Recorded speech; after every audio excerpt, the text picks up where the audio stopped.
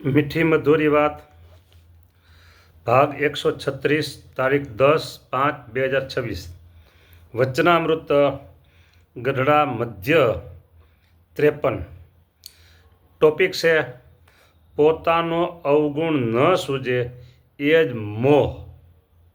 આ વચનામૃત સ્વયં શ્રીજી મહારાજ સ્વૈચ્છિક વાત કરે છે.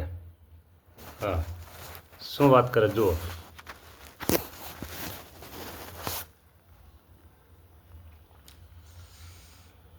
શાસ્ત્રને વિશે જે મોહ કહ્યો છે તે મોહનું એ રૂપ છે જ્યારે હૃદયને વિશે મોહ વ્યાપે ત્યારે એ જીવને પોતાનો અવગુણ તો સૂજે જ નહીં. આ છે શું છે? ખબર પડી ગઈ?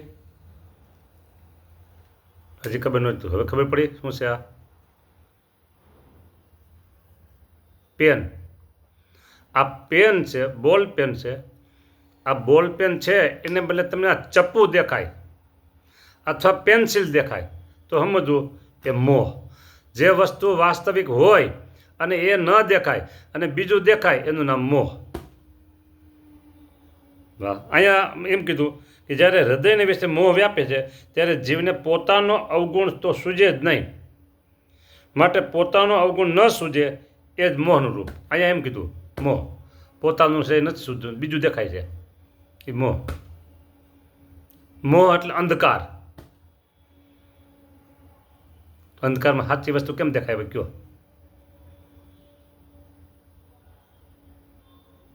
લગભગ અંતરદ્રષ્ટિ કેટલાને મળે? બહુ ઓછા. અંતરદ્રષ્ટિવાળા બહુ ઓછા. બોલો. અંતરદ્રષ્ટિ છે અજવાળું છે.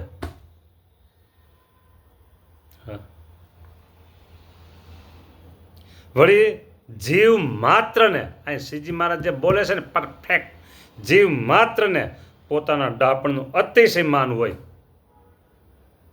બીજામાં ભૂલ કાઢ્યા જ કરે, બીજામાં ભૂલ કાઢ્યા જ કરે.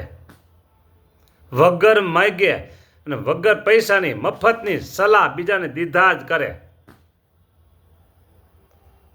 સલાહ એવી રીતે દે મઠારેલી ભાષામાં અને આપણા હિત કરતા છે એમ માનીને સલાહ દે.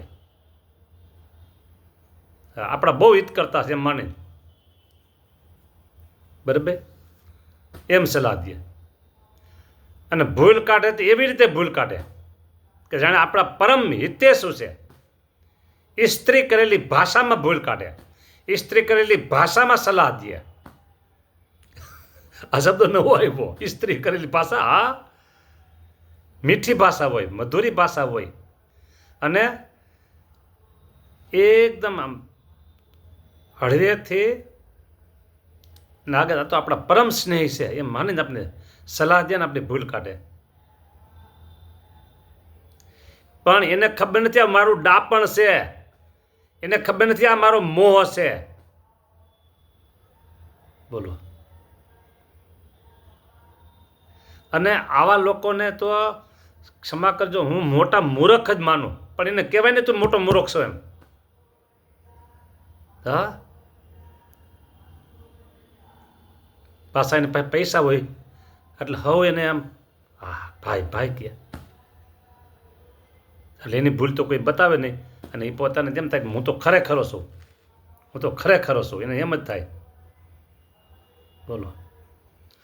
આભ જેટલું અંધારું એના ઘરમાં પડ્યું હોય, દેખાય નહીં એને. બુદ્ધિનું ડાપણ અને પૈસા બે ભેગા થાય એટલે એનું એને તો અંધારું એનું દેખાય જ નહીં. હા, પણ આભ જેટલું અંધારું છે. સમજી રાખજો હરિભક્તો, આવી રીતે જ્યાં હોય ત્યાં સમજી રાખજો આભ જેટલું અંધારું ત્યાં હોય. એને કહે મોહ, પોતાનું સૂજે જ નહીં અને બીજાને જ સલાહ દીધા કરે. હા, આ મોટો મોહ, અંધકાર, ઘાટું અંધારું છે, દેખાય જ નહીં. એમાં છે જે પોતાનું નામ સારું દેખાતું હોય સમાજમાં, પોતાનું નામ સારું કહેવાતું હોય સમાજમાં, એટલે સમજો ત્યાં તો એટલો ઘાટો પડદો પડી ગયો મોહનો, અંધારાનો, દેખાય જ નહીં.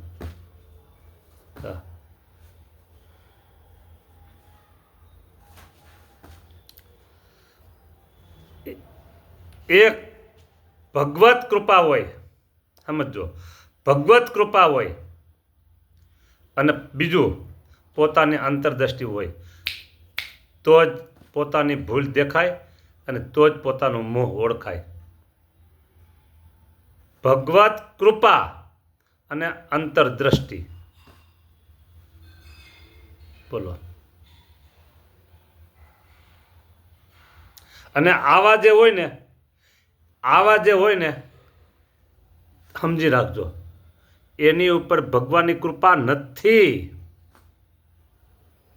હા, જ્યારે હૃદયને વિશે મોહ વ્યાપે, સ્વામિનારાયણ ભગવાન એમ કહે છે, ત્યારે જીવને પોતાનો અવગુણ તો સૂજે જ નહીં. હૃદયમાં મોહ વ્યાપે ને ત્યારે બહુ મોટી વાત છે. હા, વાંધો નથી, ટાઈમ છે. માટે પોતાનો અવગુણ ન સૂજે એ જ મોહનું રૂપ છે. હરિ મહારાજ કહે છે, રિપીટ કરું છું, જીવ માત્રને પોતાના ડાપણનું અતિશય દાન હોય. બોલો, હવે આમાં બધા લઈ લીધા તો પછી આ બાકી ક્યાંથી રહ્યા?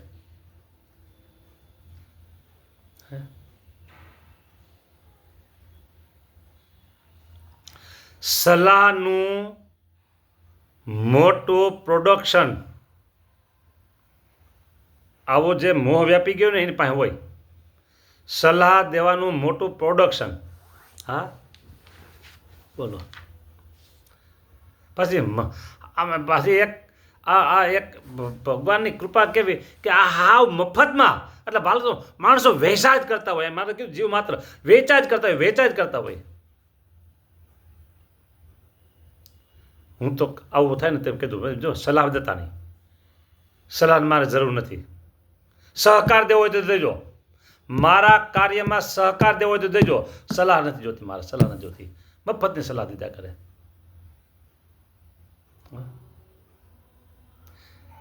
હું ભેગી એક વાત કરી દઉં.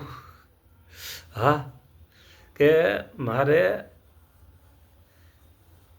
કાયમ માટે કોઈ જગ્યાએ સ્થિર તો થવું જોઈએ ને, એટલે રૂમ લેવાની છે,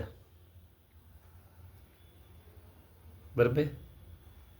એટલે સગવડતા, સુવિધા બધું સારું છે, એટલે સારું હોય તો એની કિંમત સારી હોય. પણ ભગવાન જેવો ધણી છે, બધું પૂરું કરી દે. પછી છતાં કોઈકને પુરુષ પ્રયત્ન કરવો પડે ને આપણે.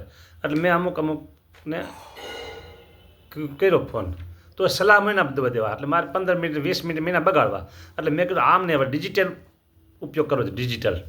એટલે વિડીયો બનાવ્યો અને મેં મારી દિલગીરી બતાવી, વ્યક્ત કરી.